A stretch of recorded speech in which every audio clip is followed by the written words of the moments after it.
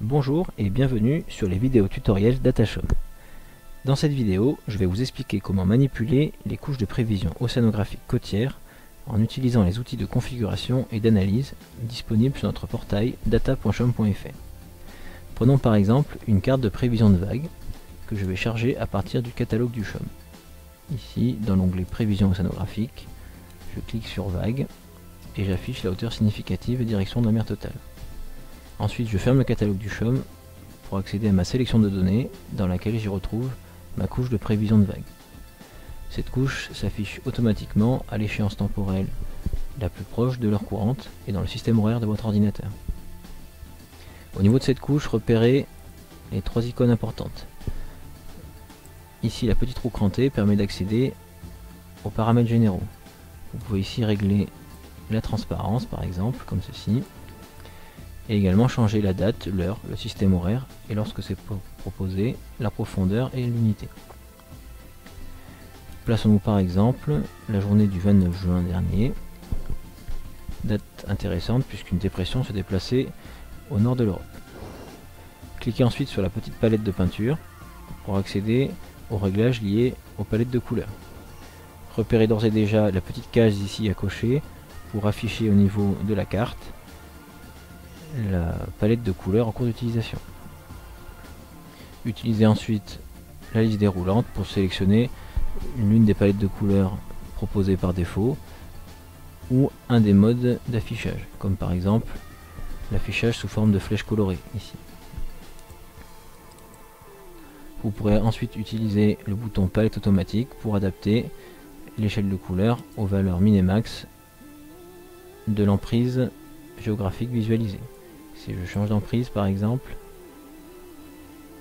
je peux recliquer sur ma palette automatique pour adapter la palette de couleurs. Ensuite, l'icône sous forme de petit tournevis permet d'accéder aux différentes options et outils, avec ici l'accès aux valeurs au survol qui permet d'afficher la valeur numérique aux endroits souhaités. Notez qu'avec un clic gauche, vous pouvez accéder à la série temporelle proposée par le modèle visualisé. On retrouve ici la direction, la hauteur et la période des vagues sur les 4 prochains jours, donc issu ici du modèle WaveWatch 3 sur sa grille à 500 mètres. Ensuite, l'outil Radial Section permet de réaliser une section sur une route donnée. Faites un premier clic gauche et créez votre route par des clics successifs et terminez-la en double-cliquant sur la gauche. Votre radial a été créé et vous pouvez éventuellement l'animer en sélectionnant une date de début et une date de fin.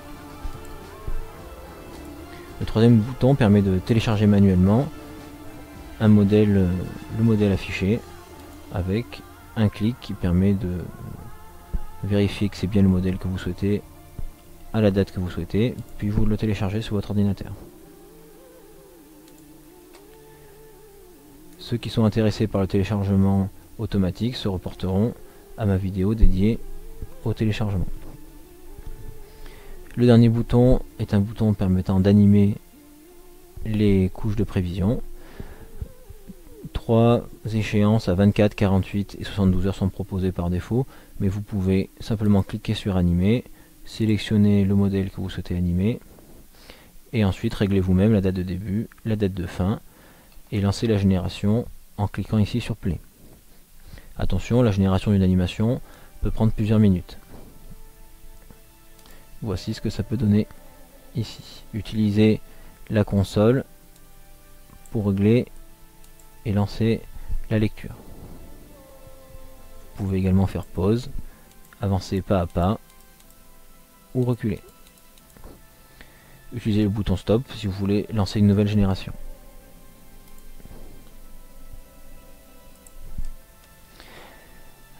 Voilà, vous noterez que il existe d'autres outils suivant les couches que vous souhaitez charger, notamment les couches en 3 dimensions de moyenne journalière de température par exemple, que j'affiche ici sur l'écran. Si je vais dans l'onglet Outils, je retrouve un nouveau bouton de profil vertical qui permet, en cliquant sur la position souhaitée, d'afficher le profil de température de la surface au fond. Également, l'outil Radial Section, cette fois-ci, propose une section sur toute la colonne d'eau. Pareil, un clic gauche pour créer ma section et je termine par un double clic gauche. Ici, on est sur des faibles profondeurs, donc je peux régler ici la profondeur d'intérêt à partir de la réglette de droite. On est sur des fonds de moins de 100 mètres. Donc je diminue cette valeur et je rafraîchis. Voilà, ici il est intéressant de repérer par exemple la zone où l'océan est stratifié avec une eau chaude en surface et une eau froide au fond. Et ici au niveau de Ouessant, une eau mélangée par les courants de marée où la température est quasiment homogène. Enfin, si vous souhaitez afficher deux couches de données, comme par exemple la météo, vous pouvez afficher par exemple le vent et la pression atmosphérique.